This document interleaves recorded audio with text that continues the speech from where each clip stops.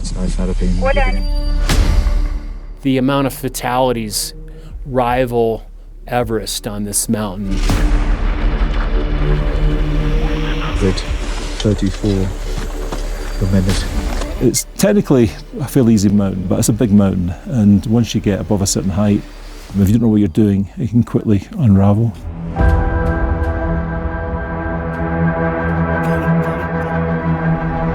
The deadliest accident in mountaineering history is on Peak Lenin. With Jeremy Windsor's team at base camp, advanced base camp. We got some tips. We felt over the years that Lenin Peak was somewhere we really could offer something to help people.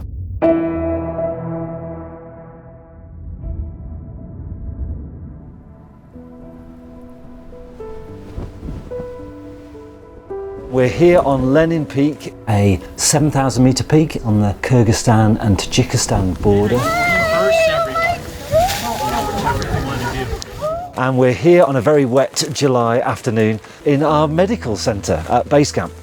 So we have two medical centres. We have the one here at base camp at 3,600 metres, and then 800 metres higher up the mountain at advanced base camp we've got our second medical centre.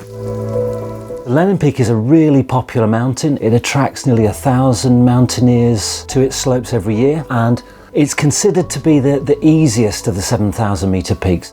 It's widely accepted that Lenin Peak is an easy big mountain because there's no technical climbing on it.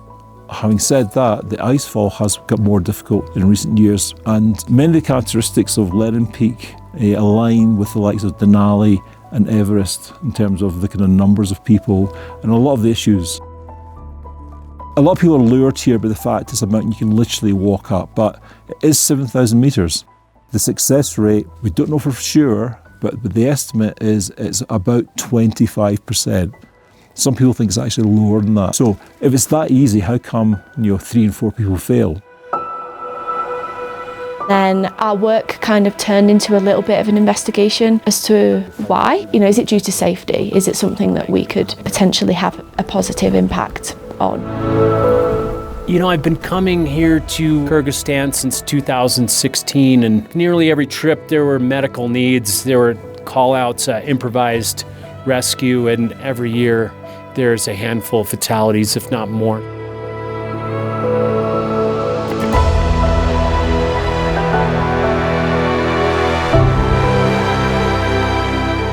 So we know that on Lenin Peak there are upwards of 1,000 mountaineers coming through over the course of 2 months, and they have little or no medical support on the mountain. We see a lot of life-threatening illnesses and injuries, and in some cases we've seen fatalities. So we felt over the years that Lenin Peak was somewhere we really could offer something to help people.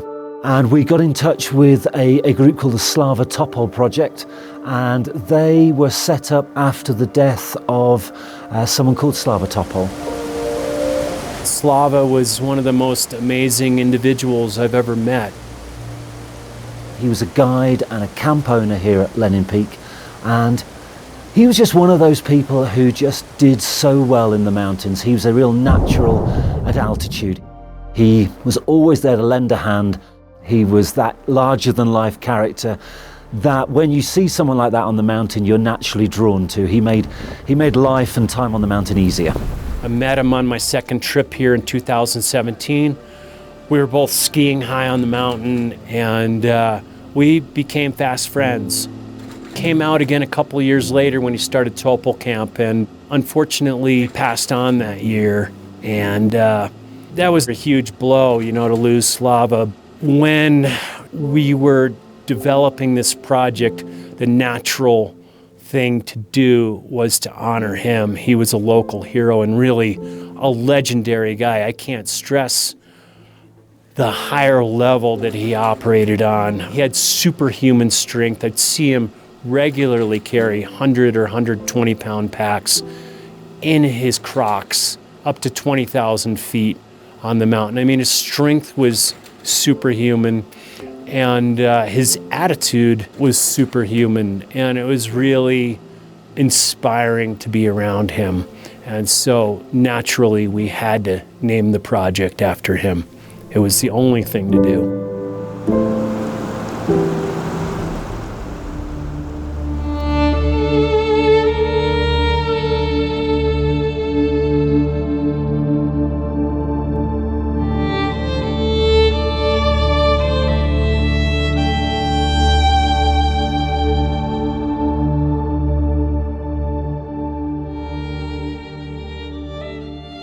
I guess naturally, before coming on a big trip like this, there's always a certain level of stress and pressure and apprehension. To get the project to where it is now, the whole process has taken about 18 months, and it's been quite challenging. 6 months into the planning process, we visited Kyrgyzstan and we gathered a lot of data at the bottom of the mountain, and the other main thing was to source out a site to put our clinic and get an understanding of what the logistical challenges might be for us in terms of, one, creating a clinic, and two, facilitating a rescue of a person from potentially between 6,000 and 7,000 metres all the way back down to base camp at 3,600 metres.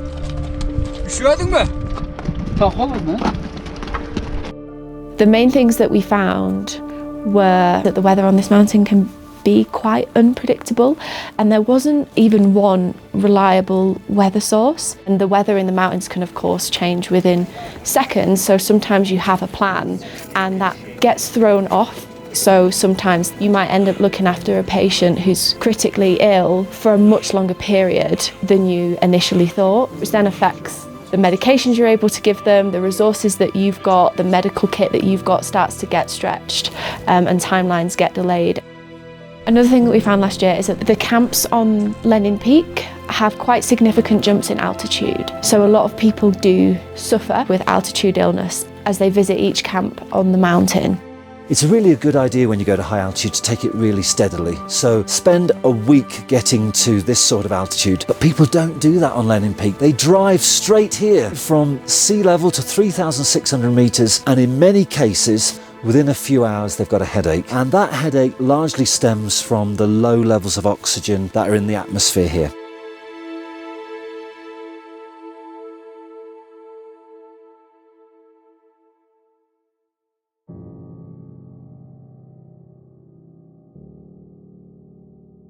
Coming from sea level to 3,600 is huge. So the chance of you getting sick, even just coming to base camp, is like a 20% chance that you'll feel unwell. And that's probably even more because that's just the statistic of people that report feeling unwell. It's totally possible that you could come up and you could feel lightheaded or dizzy or sick, and then someone will come to you, and I don't know, sometimes I think the adrenaline kicks in and then you just manage.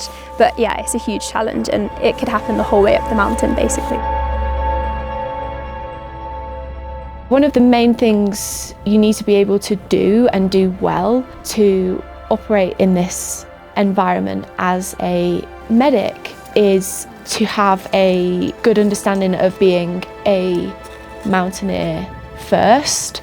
And what that means essentially is that you have the right skills to look after yourself, and then in turn you're able to look after other people.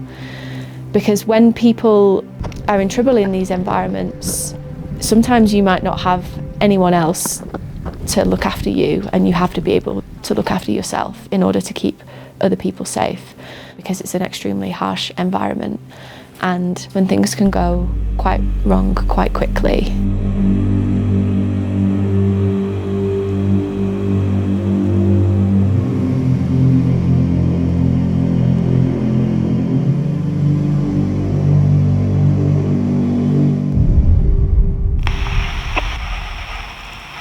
Since yesterday. Although delivering care in places when you're far from help, it's inherently a challenge. It doesn't feel like a challenge because everybody here is here for their love of the environment and their love of helping people. Any dizziness? Головокружение. And teeth. Yeah. Okay. And how did the injury happen? Can you talk me through what happened? It's now all swollen, so if it was like acute, you could probably put the edges back together. But now, because there's so much swelling, if it heals like this, he's going to have quite a deformity. Yeah. Oh yeah, it definitely needs to go to hospital.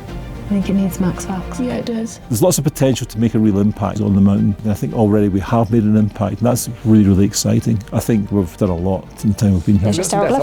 Yes. We've been dealing with a mountain worker with some grade 2 frostbite on one of his fingers. Just there for me? Yeah. Thank you so much. No problem. To create something for the first time in the mountains from a place where it doesn't exist yet, and to see the finished product of our work as a team go from absolutely nothing to something that's going to make a real difference to people's lives for years to come. I think everyone here feels a great sense of reward for the work that they're doing. That's good to see it. So in particular at high altitude, we worry about conditions such as high altitude pulmonary edema and high altitude cerebral edema. The commoner of the two is the pulmonary edema, and that's the accumulation of blood and water in the lungs. And left untreated, it's fatal. We treated someone with high altitude pulmonary edema just yesterday. News came through during the day that the climber had made it to Camp 3, which is at over 6,000 metres, and collapsed at the ground. Fortunately, there was an oxygen cylinder at the lower camp, and one of the camp members carried the oxygen cylinder up, turned the oxygen up, and started to drag him down the mountain. And as he started to descend, his energy came back as his pulmonary edema improved, and he was able eventually to walk across the glaciers, crossing the streams, until we finally got him back to the medical post. And he lay on our bed, he fell asleep immediately. All his energy just plummeted. He'd given everything to get back. And so we woke him up, took his medications. You could see him relax as he fell asleep, and as the medications worked, his oxygen levels started to come up. His heart rate, which is really important at altitude, started to come down. But of course, you never know how someone is until you wake them up. He woke up and he looked around because he couldn't remember where he was. He didn't remember anything. He said, "Where am I?" And in a bit of Russian, a bit of English, I tried to explain where he was. And he said, in English, "I feel much better now. I want to go back to my camp." And his numbers were good. He was good. He wanted to go. So arm in arm, we got up and we walked the 400 metres or so back to the camp. And we took him into the mess tent where all his friends were recovering. He walked in, massive round of applause. Everybody came up and hugged him. Everybody was cheering. He looked much better.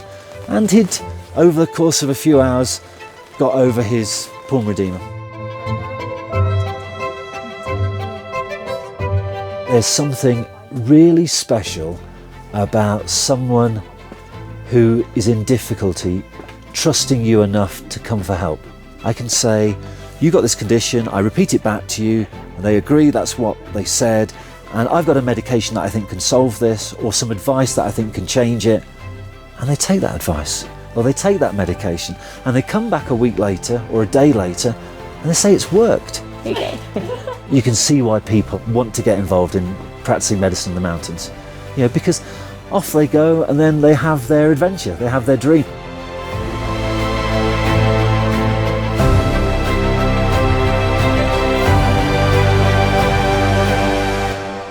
Even though we're telling a story of expedition medicine and specifically mountain medicine, I wouldn't want that to intimidate anyone, because we're here to explain that these environments are harsh and they are challenging, but there are things that you can do to minimise that risk and feel inspired by the stories of the people who visit this mountain, as well as people who work on the mountain.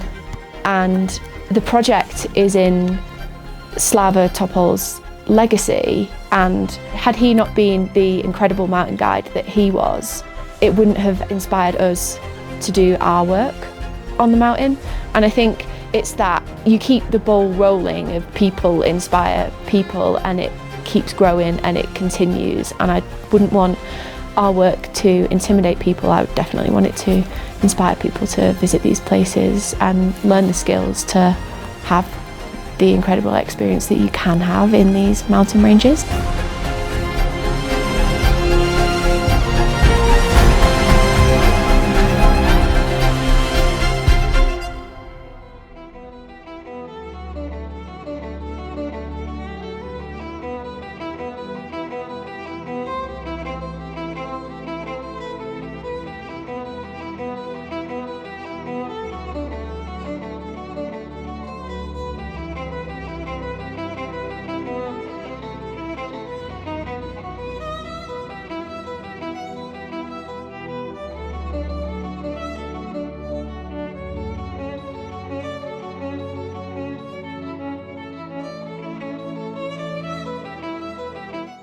Yesterday we went to the summit, so it was a really nice experience. Without him and without the treatment, I wouldn't have been able to go up because I was like feeling so bad.